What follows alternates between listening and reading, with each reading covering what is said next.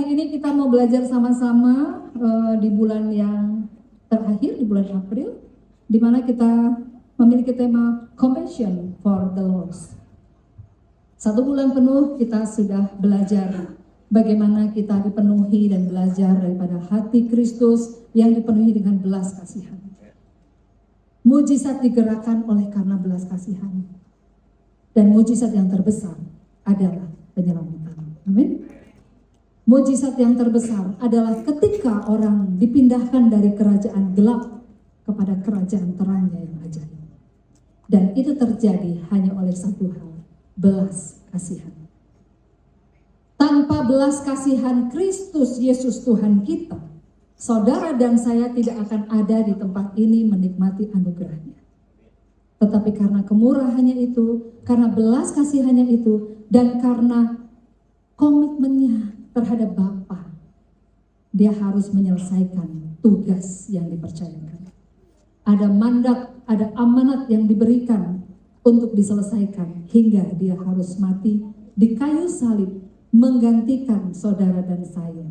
Sehingga dia mati di kayu salib, kita sudah belajar sebagai saudara dan saya.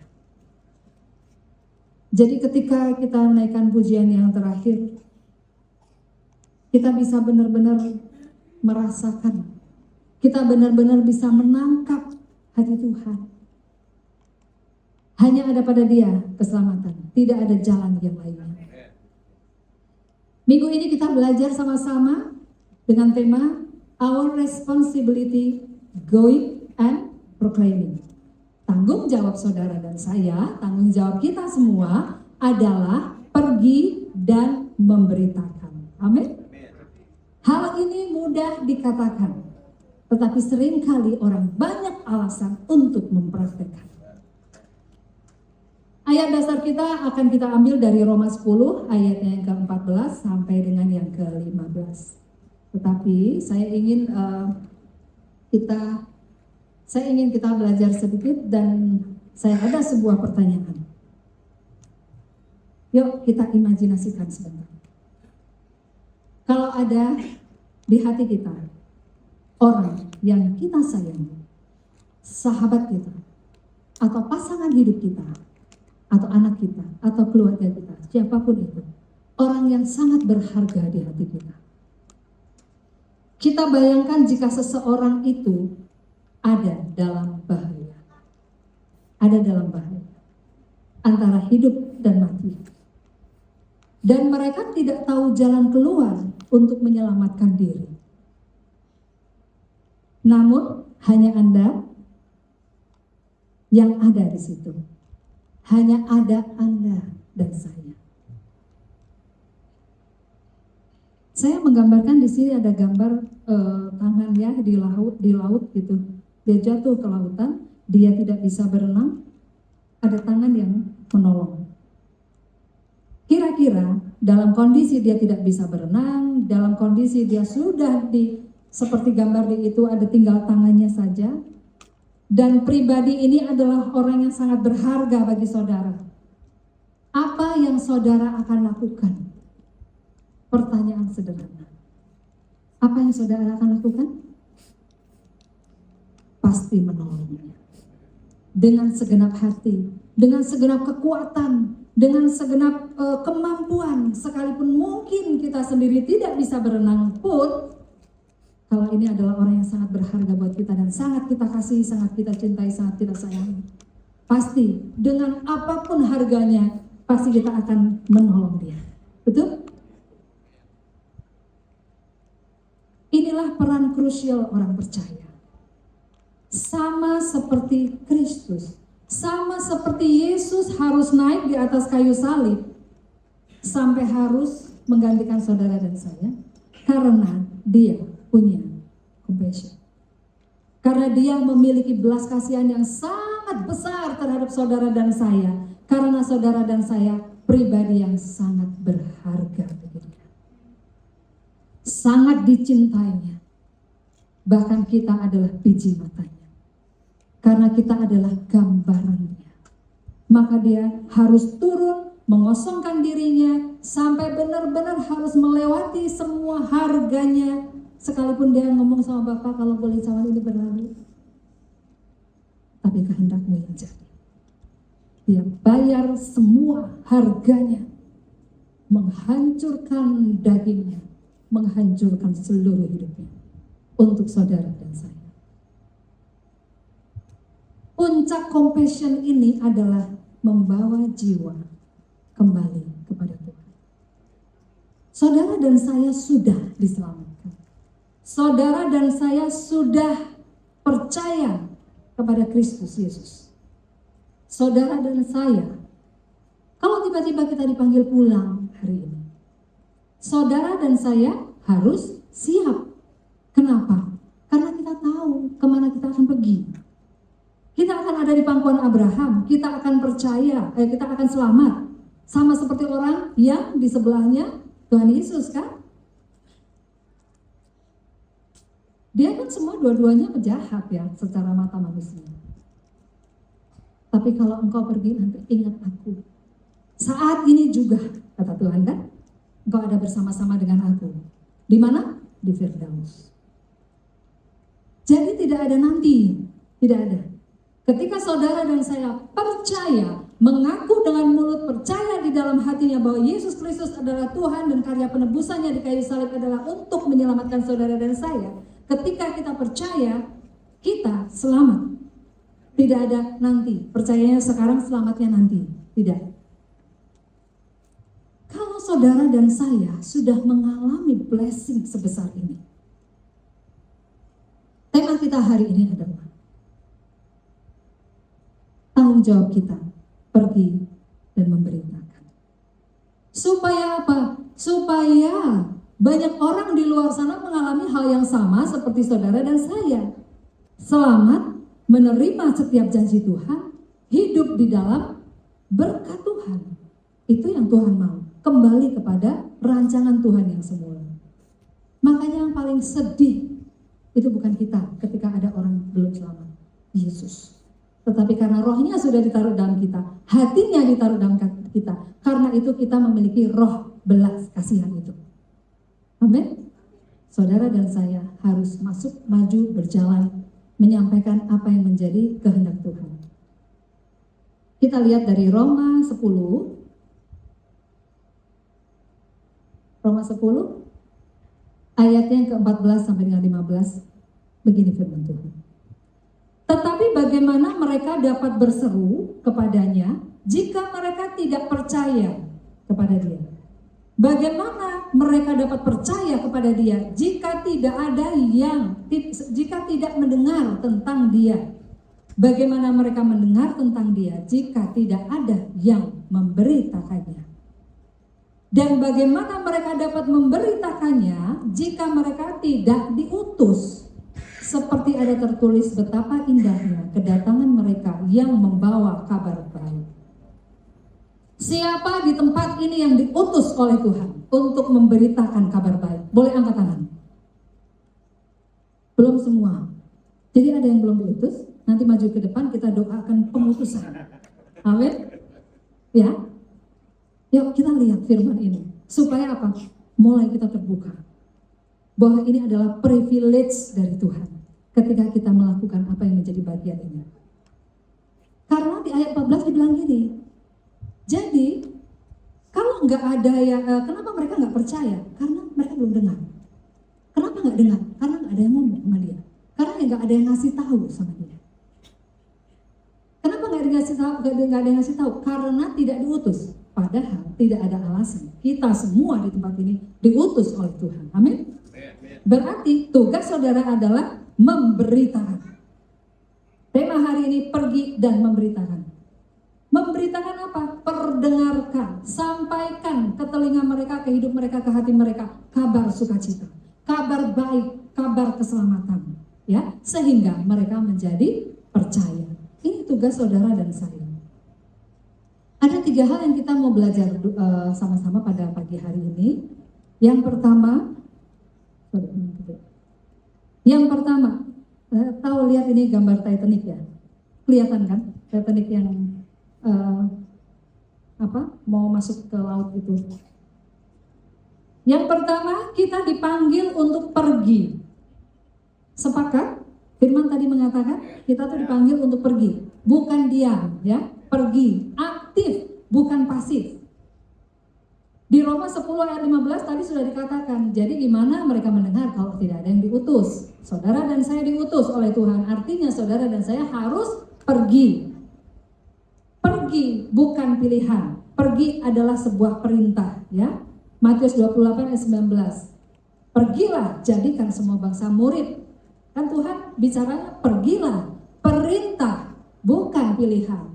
Nggak mau Tuhan, nanti aja deh kalau begini. Jangan banyak alasan sama Tuhan. Tuhan tidak bisa dipermainkan. Tuhan tidak bisa dibohongin, ya. Bagi kita yang paling penting, sikap hati kita dilihat oleh Tuhan bahwa kita mau, kita bersedia.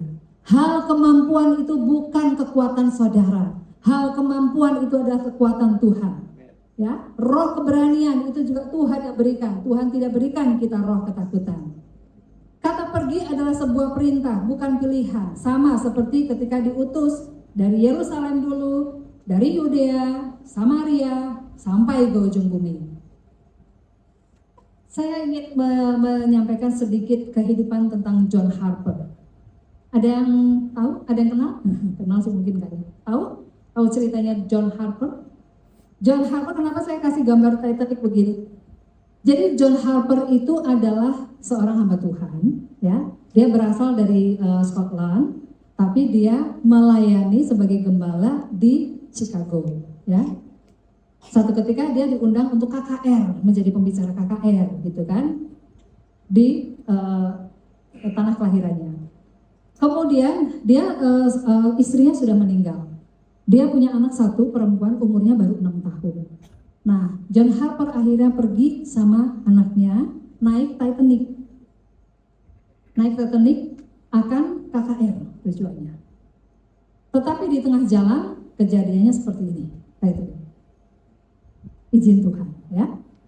Kita bisa lihat di sini apa yang dilakukan oleh John Harper atas kesaksian orang yang pada akhirnya selamat dan pernah ditolong sama John Harper.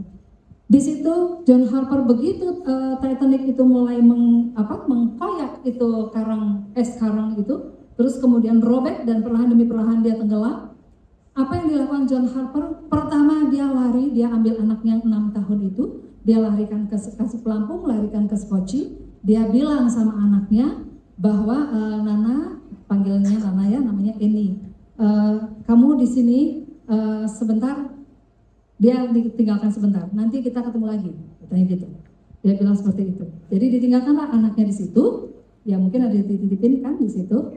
Terus kemudian dia pergi dari situ. Kemudian apa yang dia lakukan? Dia lari-lari, dia berteriak-teriak, berseru-seru, percayalah Yesus, Yesus jalan keselamatan. Barang siapa percaya Yesus, engkau akan selamat. Terus itu yang terus dia katakan di dek kapal itu sambil dia berlari, sambil kapal perlahan tenggelam. Terus kemudian dia berikan pelampung kepada orang-orang. Dan dia mengatakan begini, anak-anak dan wanita dan orang-orang yang belum percaya kepada Tuhan Yesus naik ke Skoci dulu. Berpikir nggak? Kenapa orang-orang yang belum percaya Tuhan Yesus suruh naik ke Skoci semua? Supaya dia masih ada kesempatan untuk dia selamat nanti. Kalau pada saat itu belum percaya Yesus dan dia mati, kan dia tidak selamat. Jadi kalau mereka yang bagi dia prioritas yang sudah selamat, malahan dia enggak ini, makanya dia ngomong begitu. Anak-anak dan wanita naik ke Skoci duluan, mereka yang belum percaya Yesus naik ke Skoci duluan, itu yang dia katakan seperti itu. Sampai suatu ketika semua orang-orang yang dia sebisa mungkin dia, semaksimal mungkin dia orang-orang naik. Terus kemudian dia temuin seorang pemuda. Ini udah mulai tenggelam ya, udah mulai di air. Dia temuin seorang pemuda. Pemuda ini bilang sama dia, percayalah kepada Yesus dan engkau akan selamat. Terus seperti itu, percaya kepada Yesus dan engkau selamat. Tapi anak muda ini tidak percaya. Anak muda ini menolak. Apa yang dia lakukan? Yang dia lakukan, dia memberikan pelampungnya dia. Dia memberikan pelampungnya dia. Dan dia bilang, Yesus mengasihimu. Akhirnya dia meninggalkan, dia mencari yang lain. Dia mencari yang lain dalam kondisi beku dan dingin, dia mencari yang lain. Sampai pada akhirnya mungkin dia udah cukup lelah. Dia datengin lagi anak muda yang tadi pegang pelampung dari dia itu. Akhirnya, singkat cerita, anak muda itu akhirnya terima Tuhan Yesus. detik-detik terakhir. Dan apa yang terjadi, anak muda itu menyaksikan John Harper akhirnya tenggelam dan meninggal karena beku. Saya cuma berpikir bahwa coba kita renungkan kejadian seperti ini. Seorang hamba Tuhan yang sampai akhir hidupnya tetap prioritas menyampaikan kabar baik kepada orang. Sekalipun nyawanya sendiri harus hilang. Firman Tuhan katakan tidak ada kasih yang lebih besar selain daripada kasih yang sampai mengorbankan nyawanya sendiri bagi saudaranya. Dia benar-benar mengakhiri pertandingan. Dari awal dia tahu, makanya kita tahu bahwa save the lost at any cost. Selamatkan yang terhilang berapapun harganya. Itu merema bagi dia. Kenapa saya menyampaikan salah satu kesaksian John Harper ini yang menyaksikan 4 tahun kemudian setelah Titanic tenggelam, 4 tahun kemudian anak muda itu menjadi anak yang cintai Yesus dan dia menyaksikan itu. Saya orang terakhir yang lihat John Harper menginjil, tetap menyampaikan kabar baik sampai meninggalnya. Luar biasa sekali. Pertanyaannya, apa yang kita lakukan? Terakhir kapan kita yang sehat, yang bisa bicara dengan baik, dalam kondisi yang nyaman, kondisi yang baik di tengah pergumulan kita pastinya. Kapan terakhir kita membawa orang kepada Kristus, membawa orang kepada Yesus? Karena ini tugas utama kita. Jadi pesan di sini, banyak sekali orang di sekitar kita yang sedang tenggelam seperti itu, perlahan demi perlahan. Tapi sebetulnya ada yang sudah benar-benar sudah waktunya sudah hampir habis. Minta hikmat yuk sama Tuhan supaya kita benar-benar menjadi kawan sekerja Tuhan yang efektif. Seringkali kita sibuk dengan urusan kita sendiri. John Harper kalau mau memilih untuk menyelamatkan diri sangat bisa, sangat. Tapi dia tahu panggilannya. Dia tahu bagaimana merespon panggilan Tuhan yang sudah mati bagi dia. Seringkali kita melihat orang-orang yang begitu kesulitan, sibuk sendiri seperti gambaran senior pastor kita tadi, Lazarus dan orang yang kaya, dianggap sebelah mata, ya, gitu, hanya pengen roti saja istilahnya, gak dilihat. Artinya apa? Banyak sekali kehidupan bahkan orang mengaku diri percaya, mengaku diri Kristen, tapi tutup mata sama keselamatan orang lain. Padahal ini tugas yang Tuhan berikan pada setiap kita semua. Sebulan yang lalu kakak suami saya meninggal. Kakak suami saya berbeda keyakinan dengan kita. Satu ketika kami sering sharing, kami suka sharing, tapi memang kita sudah bicara soal Yesus, tapi belum benar-benar melayani dia untuk menerima Tuhan Yesus. Sampai karena kadang-kadang kita berpikir masih ada waktu gitu loh. Jadi itu menjadi excuse buat kita. Sampai akhirnya dia sakit, dia masuk rumah sakit, baru suatu ketika saya sama suami saya bilang gini, ayo kita ke kakaknya ya, gitu. Ayo, saya nggak mau ngapa-ngapain, saya nggak mau berdoa lagi buat dia untuk kesembuhan, untuk apa sih? Enggak, Tuhan cuma menggerakin untuk menerima Tuhan Yesus, hanya itu. Akhirnya saya dan suami saya pergi ke rumah sakit dan hanya itu yang kami lakukan. Worship, kita berdoa. Tapi dalam kondisinya lama-lama memang dia ngedrop, gitu, dan akhirnya meninggal. Tapi paling tidak saya percaya dia sudah mendengar Yesus jalan keselamatan. Itu. Begitu juga beberapa minggu yang lalu, tiba-tiba seorang anak perempuan di-drop sama ayahnya di balai kota Kota Batu. Mereka berbeda keyakinan. Anak ini tuh masuk ke PP loh, gitu, masuk ke PP, dan dia ternyata berbeda keyakinan sama dia. Sampai akhirnya izin Tuhan juga, saya ketemu sama dia, gitu, dengan dua orang rekan. Akhirnya kita ngobrol, kita sharing, dan akhirnya udah cuma satu, sudah percaya kepada Tuhan Yesus. Ini itu aja. Sudah ada yang mendoakan, pernah ada yang mendoakan begitu. Dia bilang enggak, enggak apa-apa. Akhirnya dilayani dan puji Tuhan, akhirnya dia percaya kepada Yesus. Semua cara itu urusan Tuhan. Entah Entah Tuhan mengirim orang, entah kita yang mendatangin, yang penting orang percaya Yesus. Itu tugas kita semua. Jangan tunggu semuanya nyaman, baru kita mau melakukan sesuatu. Jangan tunggu semuanya sempurna. Tapi mulailah dengan komitmen. Komitmen, saya mau dipakai sama Tuhan. Saya mau hidup saya berarti bagi Tuhan. Kita lihat yang kedua ya. Maaf ya, jangan seolah-olah seperti di pressure gitu. Wajahnya tegang semua jadinya gitu kan. Ya, tetaplah percaya Tuhan penuhi kita dengan sukacita, tapi kita tahu apa panggilan kita. Ya. Yang kedua, Injil harus diberitakan. Injil itu adalah kabar baik. Itu harus disampaikan. Wajib disampaikan, bukan disimpan. Tapi banyak juga orang Kristen udah tahu kebenaran untuk diri sendiri. Tidak mau menyampaikan, yang penting saya sudah aman. Oh, banyak sekali yang begitu. Tapi hari ini yuk kita buka lagi mindset kita. Kebenaran, kabar sukacita bukan hanya untuk kita. Makanya kenapa Tuhan menyelamatkan yang satu domba, 99 didiamin. Karena udah aman. Yang satu yang dicari kan, gitu. Nah, tugas kita juga begitu sama. Di Kisah Para Rasul 1 ayat 8, di situ kan dikatakan kamu akan menerima kuasa kalau Roh Kudus itu turun atas kamu. Kalau kita sudah dipenuhi oleh Roh Kudus, maka kita akan bisa melakukan apa yang harus kita lakukan. Bahkan Tuhan bilang kau bisa melakukan hal-hal perkara-perkara lebih besar daripada yang bisa aku lakukan. Gitu, daripada yang aku sudah lakukan. Ya. Ada 3 hal kenapa kita perlu untuk dan wajib dan harus untuk memberitakan firman itu. Yang pertama, karena memberitakan firman adalah amanat agung. Saudara, kalau punya orang tua, pasti sayang dong sama orang tua. Pasti mengasihi dia dong, kan? Tiba-tiba ketika dia mau berpulang nih sama dia mau kembali ke tangan Tuhan.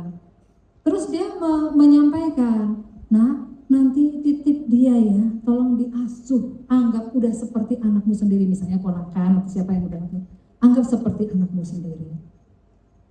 Kasihi dia. Kalau seorang orang tua kita berpesan kepada kita seperti itu, kira-kira kita lakukan nggak? Jangan kira-kira, sudah pasti dong harus dilakukan, toh? Pasti harus dilakukan. Kenapa? Karena ini amanat. Karena ini amanat dari orang tua kita. Yang kedua, kenapa harus dilakukan? Karena kita mengasihi dia. Karena kita mengasihi orang tua kita yang memberikan mandat itu, yang memberikan amanat itu sebelum meninggal. Yesus juga sama. Sebelum dia kembali, dia kan bilang, ya kan, kepadamu aku berikan Roh Kudus, aku berikan kuasa. Supaya apa? Supaya engkau mampu. Nah, tanpa Roh Kudus engkau nggak mampu. Dan jadilah saksi kemanapun kau pergi. Baptis mereka, perdengarkan kabar baik. Semua itu amanat yang Tuhan berikan. Masa orang yang paling kita cintai di dalam hidup kita memberikan amanat seperti itu, kita nggak mau lakukan? Nah, masalahnya di kita, kalau kayak gitu kan, masalahnya di kita. Oke, 1 Korintus 9 ayat 16 bilang begini, karena jika aku memberitakan Injil, aku tidak mempunyai alasan untuk memegahkan diri, sebab itu adalah keharusan bagiku. Celakalah aku jika aku tidak memberitakan Injil. Paulus itu menempatkan dirinya seperti itu, karena dia mengerti betul kasih kepada Kristus. Bahkan kalau dia tidak memberitakan Injil, dia samakan juga dengan celakalah aku. Karena ini merupakan keharusan. Jadi tidak ada tawar-menawar, soal memberitakan Injil, soal pergi itu tidak ada tawar-menawar. Ini hal yang aktif, bukan hal yang pasif. Pilihan di tangan kita. Kita mau diem, kita nggak ngapa-ngapain, Tuhan nggak paksa. Tapi ingat, kalau kita nggak mau dipakai sama Tuhan, Tuhan akan pakai orang lain. Dan kerugian di kita. Berarti memberi diri kepada Tuhan itu benar-benar berikan segenap hatimu, jiwamu, kekuatanmu. Gak mudah. Tapi dia bilang, Roh Kudus aku berikan kepadamu supaya engkau mampu. Karena kita gak ada yang mampu. Amin. Jadi iman itu timbul dari pendengaran. Dan Injil itu tidak bekerja hanya dengan disimpan di dalam hati kita. Tetapi sampaikan. Sama seperti konsep keran gitu kan. Terus, jadi kita akan terus diisi ketika itu mengalir. Kita akan terus diisi ketika itu mengalir. Meluap, terus keluar gitu. Itu akan terus dipenuhi. Tapi kalau kita berhenti, sama seperti laut mati. Ya, semua tahu konsep laut mati kan? Karena dia tidak mengalirkan. Lama-kelamaan roh seseorang akan menjadi padam kalau kita tidak melakukan apa yang menjadi kewajiban kita, tanggung jawab kita untuk pergi dan memberitakan. Soal orang menjadi percaya itu urusan Tuhan. Bagian kita sebagai kawan sekerja Tuhan, lakukan saja bagian kita. Bicara. Saudara dan saya itu sudah dipenuhi dengan blessing, sudah dipenuhi dengan segalanya dalam hidup kita. Bagian kita adalah bicara. Ngomong aja, beritahukan. Biar Roh Kudus bekerja. Ada satu contoh seorang ateis, saya contohkan. Di sini ada seorang ateis namanya Penn Jillette. Dia bilang gini loh, seorang ateis aja ngomong gini, dia ngerti maksudnya. Jika benar-benar ada surga dan neraka dan Anda tidak memberitahu orang, itu berarti Anda tidak peduli. Sama tadi ketika senior pastor bilang kan, itu gak peduli. Sementara ketidakpedulian kita itu membunuh yang namanya belas kasihan di dalam diri kita. Semakin engkau peduli kepada orang lain, ketahuilah bahwa Tuhan sangat lebih peduli sama engkau sampai engkau gak bisa bayangkan kepeduliannya terhadap kita. Amin. Inilah Tuhan kita yang dahsyat. Saya berharap untuk firman ini tidak sia-sia untuk kita dengar. Firman yang didengar dengan sungguh-sungguh masuk ke dalam hati, ke dalam roh. Dia nggak akan kembali sia-sia. Dia akan hidup, bertumbuh, dan dia akan menyatakan powernya. Penn Jillette bilang gini juga, seberapa besar Anda harus membenci seseorang sampai Anda tidak memberitahukan tentang keselamatan. Jadi orang yang tidak peduli sama orang lain, bagi seorang ateis, di mata dia, kamu benci sama dia. Firman bilang apa yang benci sama orang lain? Membunuh kan? Kalau engkau membenci saudaramu, engkau sama juga membunuh dia. Tuhan tidak memberikan kita destiny sebagai seorang pembunuh. Saya berharap ketegangan ini, maaf ya, ini jadi tegang nih, saya lihat dari depan. Ya. Saya berharap ketegangan ini, ketegangan yang positif, ya, gitu. Amin. Ketegangan yang membuat rema keluar dari tempat ini. Siapa yang saya temui, oh dia harus dengar kabar baik, dia harus dengar tentang Yesus, dia akan selamat loh. Ya kan, kita nggak pernah tahu, Tuhan yang bekerja bukan kita, betul? Amin. Jadi seorang ateis aja bisa ngomong seperti itu. Seberapa besar Anda harus membenci seseorang sampai nggak mau kasih tahu kabar keselamatan? Masa kita mau samain sama orang ateis? Kan enggak. Kita orang yang percaya Kristus, kita orang yang selamat, kita orang yang punya mandat dari Dia, Yesus Tuhan kita. Sedikit saya pengen menyaksikan sesuatu yang saya nggak tahu udah pernah saksikan di sini apa belum. Di rumah saya dekat tukang sayur, ada waktu itu ada tukang sayur di situ. Sekarang udah enggak. Waktu itu kalau saya mau beli sayur yang kurang-kurang sedikit, saya datang ke situ. Nah, suatu ketika tukang sayur itu seperti panik, seperti pengen buru-buru udahan gitu. Terus pas ngobrol ternyata saya tahu anaknya lagi sakit kritis gitu. Anaknya lagi sakit cukup parah gitu ya. Terus akhirnya ya udah, dia kan udah mau pulang juga, ya saya pulang juga. Tapi di tengah jalan saya diingatkan sama Roh Kudus, saya diingatkan untuk datengin dan doakan. Maksudnya supaya dilayani terima Yesus gitu. Pada saat itu karena saya juga nggak deket-deket amat gitu rasanya sama tukang sayur ini gitu ya. Jadi saya lebih memilih pada saat itu menunda gitu loh, ragu-ragu gitu saya. Sambil pulang mikir, tapi hatinya udah nggak sejahtera gitu. Tapi akhirnya saya pulang juga. Ternyata besokannya saya mau ke tukang sayur nggak jualan. Sampai kurang lebih seminggu lah dia nggak jualan gitu kan. Terus terakhir pas ketemu lagi, dia bilang, "Iya Bu, saya nggak jualan gitu. Anak saya meninggal Bu." Gitu. Hah? Saya kaget banget. Yang sakit yang waktu itu diceritain, yang minggu lalu itu, iya Bu. Wah di situ rasanya saya kayak dipoyak-poyak hatinya. Hancur, menyesal, wah sedih semuanya. Karena apa, saya tahu dia kemana. Pasti dong dia bukan di Firdaus. Iya kan? Gitu. Penyesalan itu cukup lama buat saya. Akhirnya gak berani lagi. Kalau Tuhan benar-benar udah ngomong langsung aja udah tabrak. Terserah dia mau percaya, dia mau percaya. Gitu kan? Urusan Tuhan, yang penting bagian saya lakukan. Jangan sampai hal-hal penyesalan ini datang terlambat dalam hidup kita. Terlebih untuk orang-orang yang tadi tangannya udah naik minta diselamatkan, gitu ya. Dia mungkin nggak ngomong, tapi itu ada di sekeliling kita loh. Mungkin keluarga kita, mungkin saudara kita, ya. Beri, minta sama Tuhan, berikan hati yang mengasihi jiwa-jiwa itu. Kita yang ketiga yang terakhir. Sebelumnya ya kita lihat. Kenapa seringkali apa yang membuat terhambat untuk kita tuh menyampaikan kabar baik sama orang? Yang jelas, banyak sekali dari hasil survei takut ditolak. Takut ditolak, ini jawaban yang paling banyak rupanya. Kenapa takut memberitakan firman? Gak takut sih memberitakan firmannya, lebih takut ditolaknya. Ya memang ini adalah hal yang sangat banyak terjadi.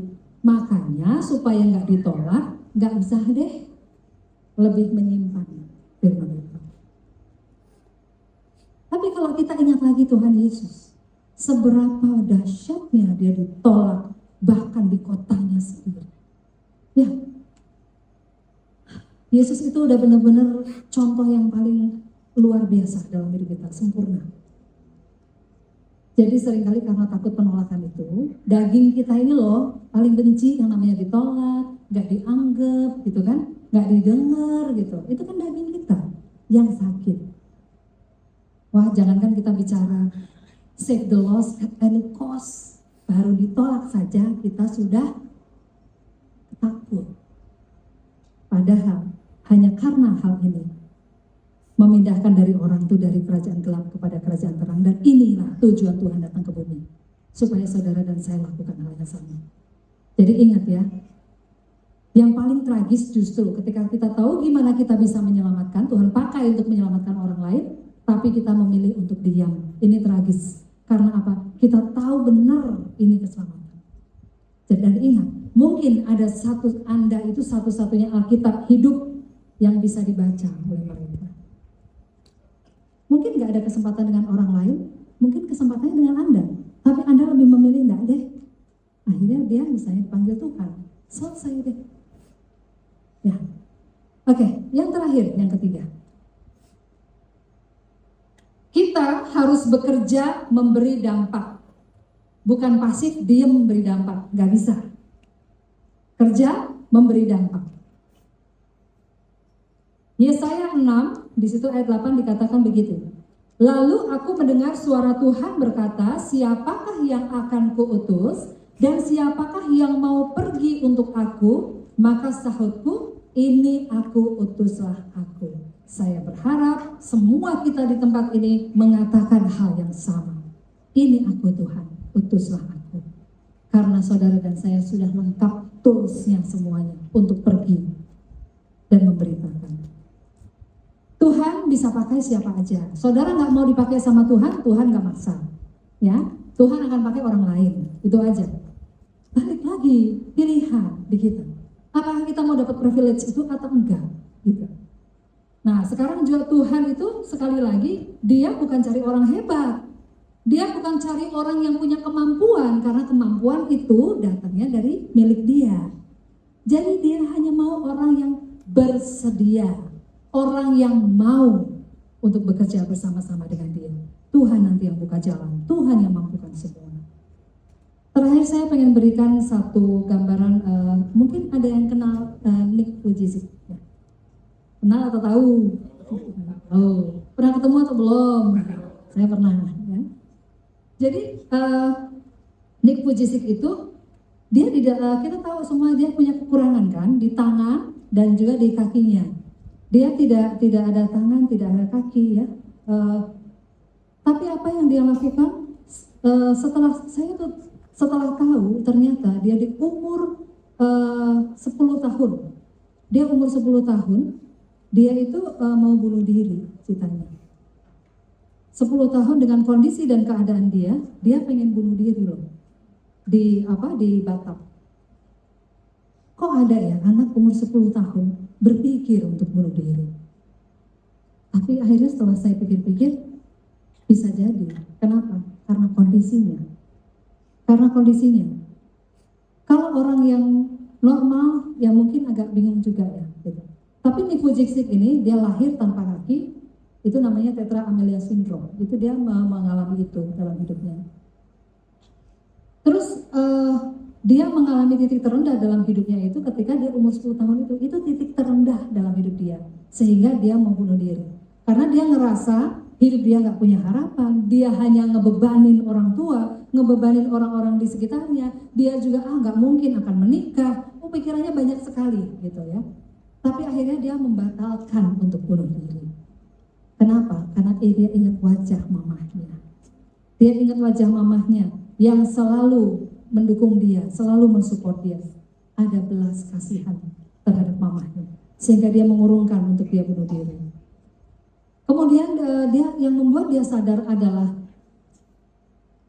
ini, kalau Tuhan kasih aku kondisi seperti ini, yang pasti Tuhan punya tujuan dalam hidup saya. Apa sekarang kelemahan kekurangan kita? Katakan, kalau Tuhan berikan, izinkan aku dalam kondisi ini, apa yang menjadi maksud Tuhan? Karena pasti baik buat saya. Gitu. Kita selalu berpikir positif dan benar. Ini yang membuat titik balik dia. Yohanes 9 ayat 1-3. Kesimpulannya di situ kira-kira gini. Orang buta sejak lahir bukan karena dosa, tetapi supaya pekerjaan Allah dinyatakan. Jadi dia bercermin dari ayat itu untuk dirinya. Jadi dia dalam kondisi itu bukan karena dosa, tetapi Tuhan memiliki rencana dalam hidup dia. Ada pekerjaan Allah yang harus dinyatakan. Banyak sekali hal yang terjadi di dalam kehidupannya. Sampai akhirnya dia terpanggil hidupnya di umur 15. Di umur 15 dia mulai sharing di gereja-gereja kecil. Umur 17 dia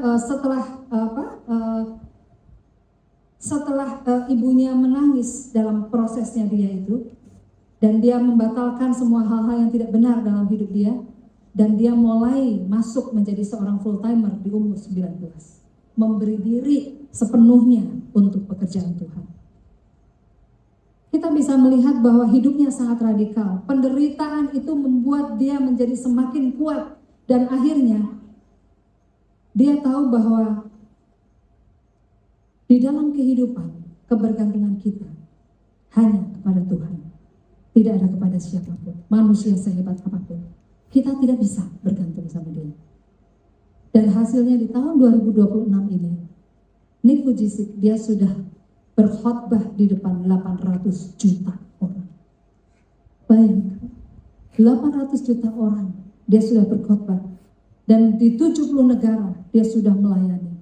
Dia sudah bertemu dengan 30 kepala negara di seluruh dunia. Untuk apa semuanya itu? Untuk setiap orang mendengarkan kesaksian tentang Yesus. Untuk setiap orang mendengarkan kabar sukacita itu didengarkan. Kita lihat lebih dalamnya. Kita yang normal, kita yang memiliki semua normal, pikiran, tangan, kaki, semua lengkap. Tapi Nick mengatakan, sekalipun aku nggak punya tangan, nggak punya kaki, Tuhan jadikan aku tangan dan kakimu. Wah, saya merinding dengar begini. Kita langsung merasa, apa sih kita ini? Betul. Apa yang sudah kita buat? Tahun demi tahun berjalan, apa yang sudah kita buat? Bertobat loh, dengar-dengar yang seperti ini. Ya, inilah untuk membuat kita lebih kuat, semangat masuk di dalam pergi dan memberitakan. Jadi mari kita jangan fokus kepada luka yang Tuhan izinkan dalam hidup kita. Tuhan sanggup memulihkan itu. Yang penting ambil keputusan. Tuhan, saya mau dipakai. Pemusik-pemuji boleh ke depan. Saya mau dipakai oleh Tuhan. Tuhan, ini aku. Pakai aku Tuhan. Berikan bagiku belas kasihan terhadap jiwa-jiwa di luar sana. Kalau lewat mulutku engkau dapat bekerja untuk membuat orang diselamatkan. Bekerjalah melalui mulutku. Berikan bagiku roh keberanian itu menjadi nyata. Inilah yang kita belajar pada pagi hari ini, siang hari ini. Ada 3 hal, tanggung jawab kita, pergi dan memberitakan. Ini tanggung jawab yang gak bisa dipilih-pilih. Ini adalah kewajiban, keputusan yang harus kita buat. Pertama kita belajar hari ini, kita dipanggil untuk pergi. Jadi semua gak ada yang diam. Yang kedua, Injil harus diberitakan. Karena itu amanat, gak bisa kita lepaskan. Dan karena kita mengasihi, bukan karena ditekan, bukan karena pressure, bukan karena paksaan. Tetapi kita harus memberitakan karena kita mengasihi dia. Ini amanat dari dia yang kita kasihi. Yang ketiga, bekerja, memberi dampak. Contoh seperti ini. Saudara dan saya, berikan dampak. Tidak usah berpikir yang spektakuler. Berikan dampak dari hal-hal kecil. Namun kebenaran itu sampai ke telinga setiap orang. Mari semua kita di tempat ini. Siapa yang siap untuk Tuhan pakai lebih dan lebih lagi. Saya tidak tahu apakah di tempat ini semuanya sudah percaya kepada Tuhan Yesus. Kalaupun ada yang belum percaya kepada Tuhan Yesus, biarlah firman ini bekerja dalam hatimu. Biarlah Roh Kudus mulai berbicara.